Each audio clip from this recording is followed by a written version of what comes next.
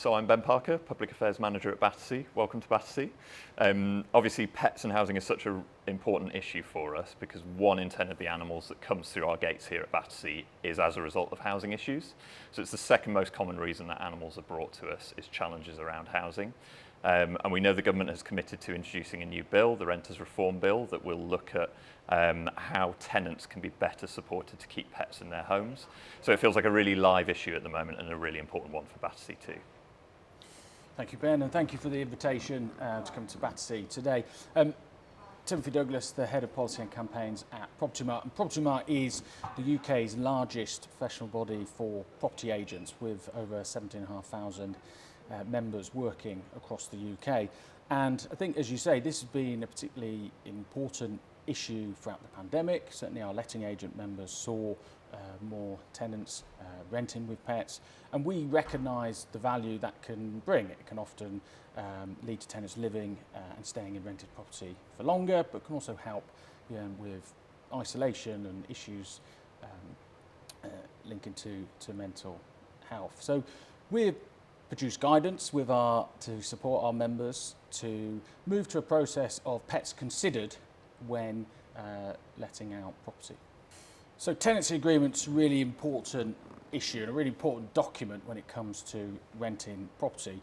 And I think where all parties agree to allow a pet, it's important that the tenancy agreement sets out in clauses the type, the number of pets allowed in the property, but also if pets are visiting the property throughout the tenancy. In January 2021, the UK government's model tenancy agreement moved things to a default position where pets are allowed in the property unless the landlord has a reason to not allow it, and that has to be set out in writing to the tenant. Of course, it is important to remember that the model tenancy agreement isn't mandatory, isn't used by all landlords, but that's why it's important that any tenancy agreement sets out the clauses and it's clear to all parties. Absolutely. I think that new model tenancy agreement in 2021, Battersea actually helped work with the government to develop the wording in that, was a really important step forward. I think, as you've alluded to, the challenge there is that agreement was still very much voluntary. And I think we had a statistic we were looking at as part of our research that just 7% of landlords, it was at the time, were aware of the agreement, let alone making use of it. So I think it was a really welcome development, but perhaps there's further to go. And the Renters Reform Bill, which the government has recently introduced into Parliament, I think perhaps marks the next step on that route. That we're kind of, I think, taking a welcome step away from a Battersea perspective from no pets clauses in tenancies, as a blanket rule, and perhaps moving to a place where more tenants can be supported to responsibly own a pet in a property.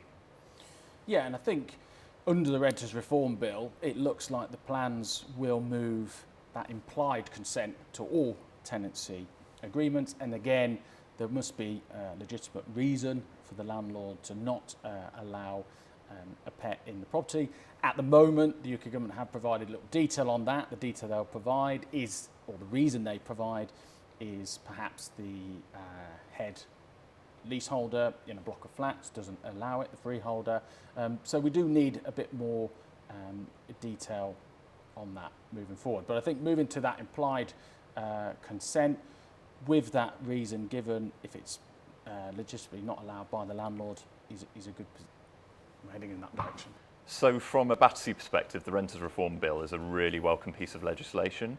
It's a continuation of that shift away from a no pets position and looking at how we can support more tenants to own pets in rented properties.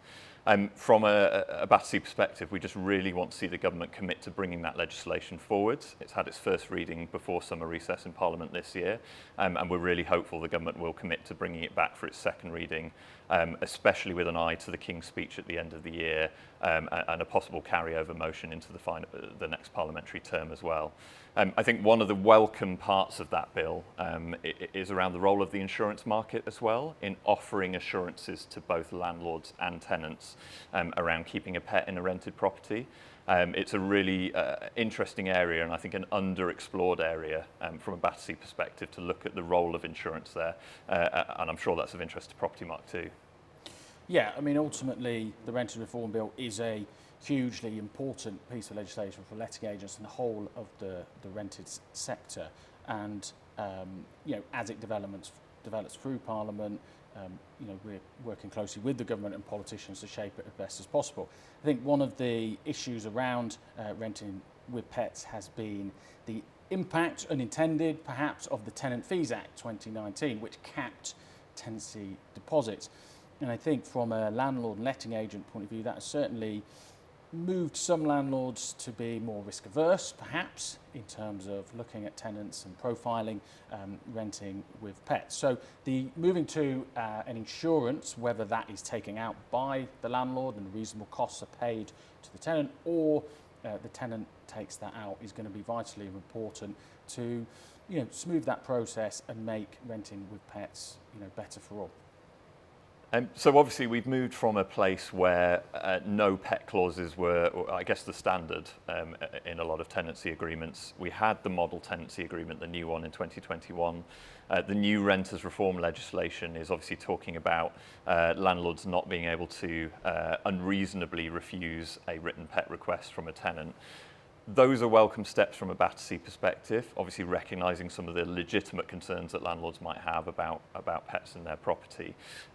I don't know how you feel about the progress that we're making, the steps, the direction of travel as it stands, and how it looks from a Propertymark perspective.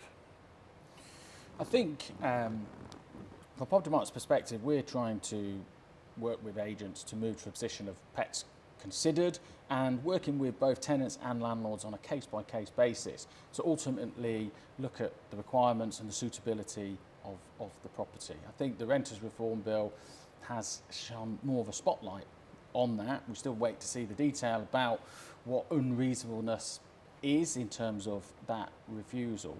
But certainly at the moment, it's important that any clauses, tenancy agreement sets out any clauses, any arrangements that are in place, and all parties are clear on their roles and responsibilities.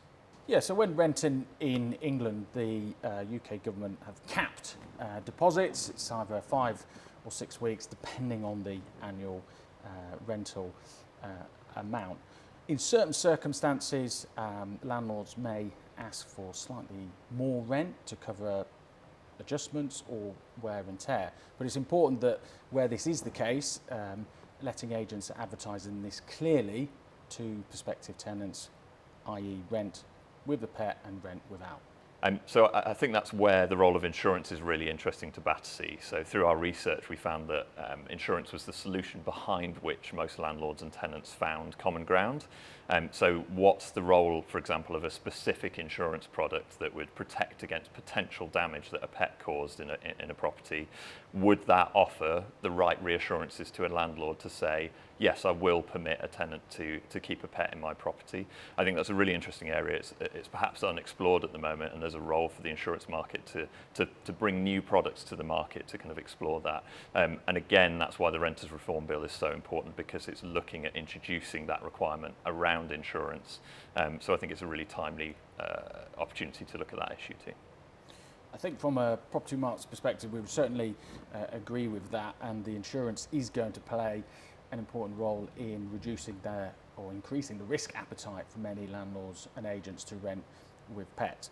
I think the devil is always in the detail, and it's important that the insurance schemes work in practice if they're taken out. Propertymark will continue to work with agents and provide them with guidance and ensure that they're moving to a position of pets considered, and working with both landlords and tenants to find suitability and the suitable properties for pets to rent. We're very pleased to continue to work with Battersea, and I think cohesion and working together will improve things and reduce the risk appetite for landlords and agents and ensure that more tenants can rent with pets. Absolutely. Battersea remains committed to our pet-friendly properties campaign and bringing on board as many landlords and tenants groups as we can possibly manage. I think ever since in particular the COVID-19 pandemic, it's shone a spotlight again on the importance of pets in our homes, that pets really are an integral part of the family for their owners. And we know that, as I say, 1 in 10 of the animals that come through Battersea's gates at the moment is as a result of housing challenges. And we also know that 1 in 10 tenants are currently smuggling a pet into their property without the landlord knowing. And obviously that's not good for the tenant, for the landlord, and even for the animal itself. So it shows that there's it's a really timely chance to be looking at this issue, and with the legislation we have before Parliament as well, a chance for the government to do something really significant and welcome here too.